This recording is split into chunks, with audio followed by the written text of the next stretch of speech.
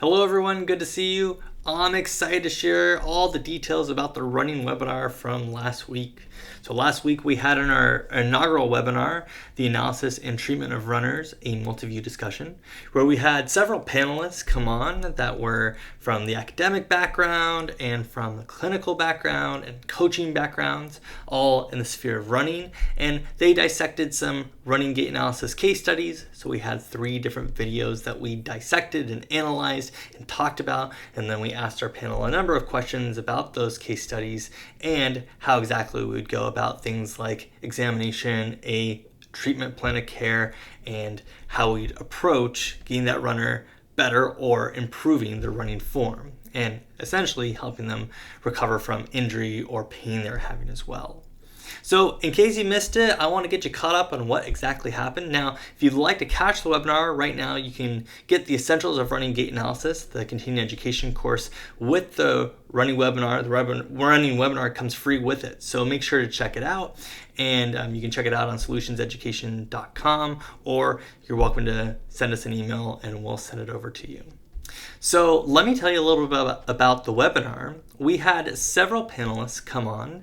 We had different panelists from the academic, clinical, coaching backgrounds.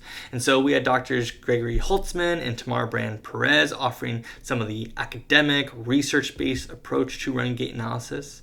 Dr. Tori Page came on from a great clinical experience, being able to provide his own firsthand knowledge of patients and seeing the results and outcomes with patients and correlating that with some of the great research and evidence from the academic side, and seeing them pair that together was really interesting. And then our running coach, Eve Schaefer, came on and shared a little bit about her experiences of being able to do running gait analysis and being able to work with runners directly, sometimes when they're not seeing healthcare providers, and some of the things she uses, gait retraining techniques or training different approaches to make sure runners aren't getting max perceived exertion each time. So different types of perspectives, and it was really fun to see the different panelists interact and be able to share opinions and collaborate. So it was really, really fun to see.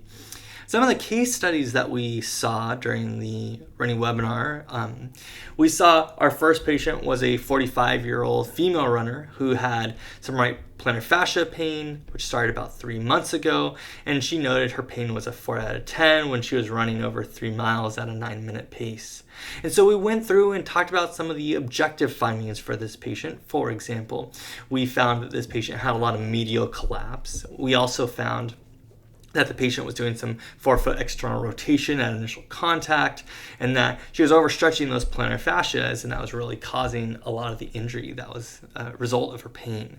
And so we talked about things like vertical displacement as well, and we also talked about some of the ways we'd improve her getting better, things as simple as arch raises or arch lifts, but also some great retraining, running softer, acting like you're going to sneak up behind someone when you're running. That was a great cue that Coach Eve gave us that we all marveled at.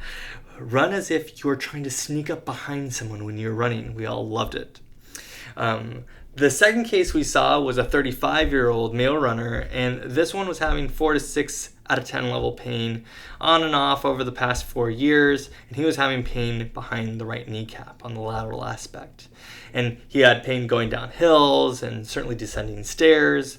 And so we saw a number of things with this patient. One of the things we saw in particular was that he was doing a lot of anterior pelvic tilt. And that excessive anterior pelvic tilt was then causing him to turn off the use of his gluteal muscles, gluteus maximus, some gluteus medius as well. So we talked about some postural cueing that would help him. We talked about some engagement, some neuromuscular re-education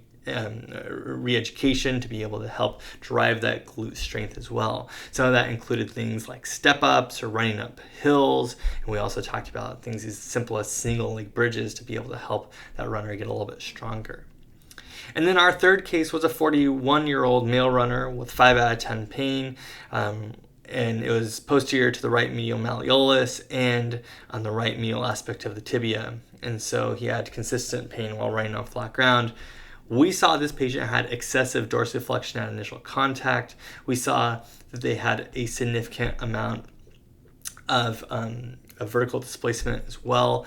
And we also noticed that those loading forces had a lot of acceleration of the patient falling forward. So when they would land on the ground, that tibial translation would go forward really quickly. They'd also see a lot of that falling forward mechanism, putting a lot of stress on all those muscles like the posterior or tibialis posterior, which is keeping the shin in the right place or the tibia in the right place, keeping the arch supported, a lot of those things. It was really interesting because for that patient, we'd think, well, arch lifts might be good, but we also just simply talked about how we'd want to retrain that patient to be, again, more posturally driven, that glute engagement. We talked about how he's not using that posterior chain, and since he's not using that posterior chain, it's really affecting how he falls forward when he runs. Now, as I lightly mentioned already, some of the questions we had for panelists went a little bit beyond what I already mentioned. And while I don't have time in this medium today to be able to go through all the different questions in the entire webinar, I want to make sure you can check that out on your own because I don't want to take up an hour's worth of your time. But certainly we asked a couple other questions. So mechanism of injury was a big one. We wanted to ask the panelists what they thought the mechanisms of injury were. We also wanted to go through the gait deviation, so we kind of went through those things together. And then we also kind of went through what gait deviations we actually want to address. Sometimes we'd find a gait deviation that didn't really matter. Let's say the patient was running with elevated shoulders or elevated scapulothoracic joints. Well, it might not be relevant to their actual presentation, or it might not be something we want to address right now because maybe the heel strike is more important or the forefoot strike is more important. We also went through footwear. And we talked about footwear implications. Would we want to do high absorption or high cushion? Would we want to do no drop or zero drop shoes? And then what corrective exercises or therapeutic exercises might be beneficial? Lastly, we went through kind of a follow-up plan. Would we want this patient to do follow-ups or have a reanalysis? And most of the patients we saw would benefit from a reanalysis at least. We did see a couple of them. We said, yeah, we'd really like to get them in traditional PT as well. And so we had some implications there that were really helpful. And then lastly, what changes would we make to the training approach and training schedule? Coach Eve talked a lot about how runners oftentimes will try to run as hard as they can with every run. And that's just not a sustainable way to run or exercise, and it doesn't actually get you stronger. It wears you down, and then you can't exercise or train as hard.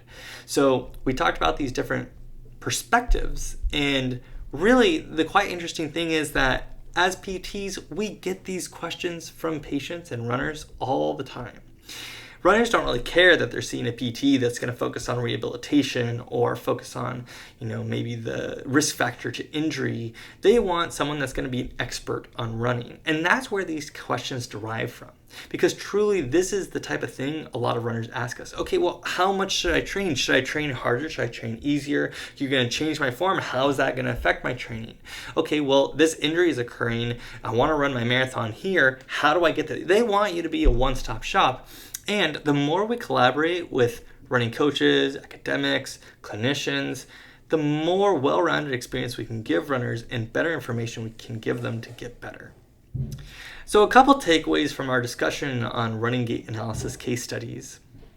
We found a couple things. One was that certainly it's easy to pinpoint one running gait deviation that needs to change. Okay, you are doing an excessive heel strike. You're also doing an excessive forefoot external rotation. We want to change those things.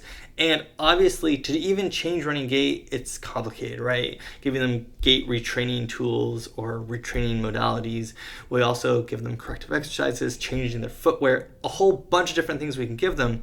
But one of the aha moments, one of the big things we took away from this webinar was that it's not just looking at one gait deviation. It's looking at the entire runner, the hip strength, the knee strength, the ankle strength, and I'm using those terms colloquially, but being able to look exactly at the whole picture, not just a snapshot of the runner running, not just one gait deviation. What does the whole thing look like? Well, one patient had a lot of We talked about medial collapse. That first patient had a lot of medial collapse of the lower extremities. Well, we also found that in her history, she was postpartum. And that postpartum status affected how much mobility she had at each of her joints. And that was another factor in her safety to running and the approach we want to take to restabilize her running to get her better. With the second patient, we talked a lot about, again, that patient was doing a significant amount of not allowing those glutes to engage. And so the more those glutes couldn't engage, we then looked and we said, well, there's some postural things we'd work on. We even talked about scapular squeezes. We even talked about abdominal bracing and making sure up and down the chain were supported. Again, looking at the entire runner, not just looking at the fact, well, he doesn't have enough knee, he has excessive knee flexion or maybe not enough terminal hip extension. Really, we derived the fact that those postural muscles weren't getting engaged. And then lastly, that runner that was, again, having some heel strike, but also having some forefoot external rotation, we found that that person certainly needed a lot of retraining when it came to actually making sure that they were running the right way and not putting too much pressure on their heels. But really at the end of the day, we realized that they were just falling forward too much. They weren't controlling that forward translation of the tibia. They weren't controlling the loading response or the landing on the ground. And to slow that down, partially with gait retraining, but also the muscles to be able to control that, even quadriceps, up the chain, glutes as well, abdominals even. So it's not just looking at one area, it's a well-rounded picture. And that's what runners benefit from, and that's what running gait analysis is all about, being able to look at the entire picture, give a good concrete plan of how they're going to get better, and then ultimately making sure that the patient will be successful. Certainly, we want you to be confident and successful in your own running gait analysis. Check out the running webinar or ask us any questions you have. If you do have any questions, we love to talk about this stuff, so send them out over our way. In the meantime, let us know how we can help you or let us know if you have any questions. And until next time, take care.